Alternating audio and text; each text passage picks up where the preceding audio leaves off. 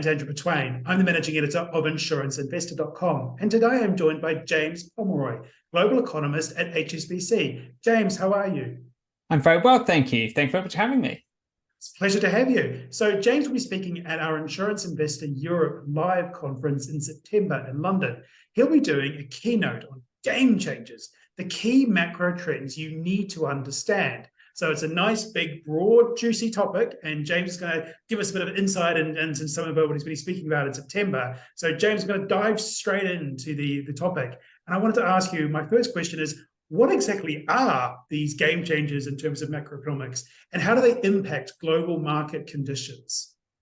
So essentially for me, game changers are these big themes that are essentially things that are happening every single day. They're the things that we don't spend a lot of our time worrying about on a day-to-day basis. They're not the latest inflation prints, the latest central bank announcement, latest earnings announcements. These are the things that are chipping away that we may not necessarily notice. And they're absolutely crucial because these are the themes that are really the bedrock of the economy that we're dealing with in terms of what drives growth, what drives inflation, what drives the labor market, what drives the long-term potential of the global economy. And essentially, if you get these trends right and you follow them, it's a great way, I think, to really make the most of what's happening in the economy, to spot those trends that are emerging, to spot the winners, spot the losers. And hopefully that's an important lesson for a lot of investors. So building on that, what are the top three trends that you're seeing in terms of where macro game changes might occur? So there's lots of big overarching themes, and I sort of put them into three distinct boxes. The first of which is demographics, which I think is just so fundamentally underappreciated by a lot of people when they think about the economy. You say demographics, people's eyes glaze over, they think 30, 40, 50 years in the future, without quite acknowledging how crucial some of these demographic trends are today, not just for the size of the population or the shape of the population, but what demographics does in terms of dragging trends along with it because of the changing shape and dynamics of the world's population. So that's one key bucket. The second one is technology. And I think we can very easily underestimate how the world is changing when it comes to technological adoption, the speed at which some of these, I guess, developments take over our lives and start to dramatically change the workforce or change the way we consume or change the products that are winners and losers. A great example of that in the last year has been AI. This time last year, we would have talked about AI as being this massive technology that was so fundamental, yet you almost can't have a conversation without it at the moment. And that's a great example of getting these technology trends right. And the third is around the environment. And this includes a whole load of different sub-themes, but at the heart of it is the energy transition. And essentially what is happening in terms of the speed of energy change in terms of those investments, but what this could mean in terms of both carbon emissions, but also the cost of energy for individuals and businesses. And those changes could have massive impacts on the global economy going forwards. I mean, I can't believe you said that demographics makes people's eyes glaze over. I love it. Question number three is, how do rate hikes, inflation, and recent bank failures, such as Silicon Valley and obviously the buyout of Credit Suisse, how do these all factor into the equation, and how will it factor into the equation going into 2024?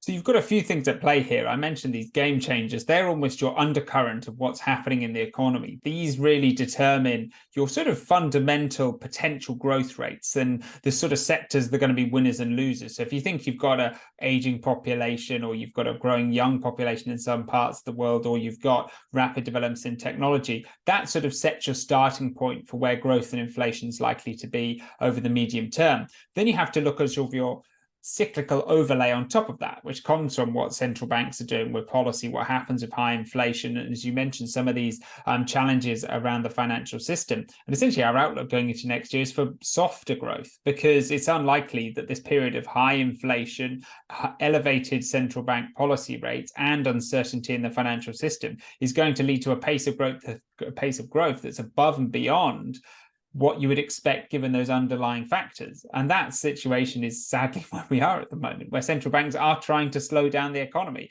They're trying to make people want to borrow less. They're trying to lead to a bit of a slowdown in activity. And if we get that in the course of the next year or so, it's going to mean slightly weaker growth in the course of the next year or so.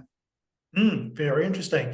And my final question, James, it builds on what you were speaking about at our previous Insurance Investor Live conference. So this is your second year of doing a keynote, and you spoke about the sort of supply chain and the ways that was changing post-pandemic. So Are issues and shifts around supply chain management, such as nearshoring and friendshoring and the deglobalization patterns, are they still prevalent at the moment? And should they be receiving more or less attention? And why is that? I think they're really important, and they're really important longer term trends that we are seeing global trade be reshaped. And essentially what is happening is production is leaving China because it's a much more costly place to produce things than it was in the past. And some firms have some uncertainties about geopolitics and trading relationships and tariffs and all of these various things that have happened over the course of the last few years. And they're starting to think about where they can produce instead. So be that in other parts of Asia, in the likes of Vietnam or India, or closer to home, so Mexico or other parts of Europe, for example. Those trends are ongoing. But one of the big questions for me in 2023 is, do businesses take that shift as seriously in a world where supply chains are no longer snagged? There's one thing in 2022 when you couldn't get stuff, the cost of shipping was 5 times what it was before the pandemic, and all of these supply chain challenges were front and center of what businesses were thinking about. Suddenly you're really thinking about where you're producing and your supply chain diversification.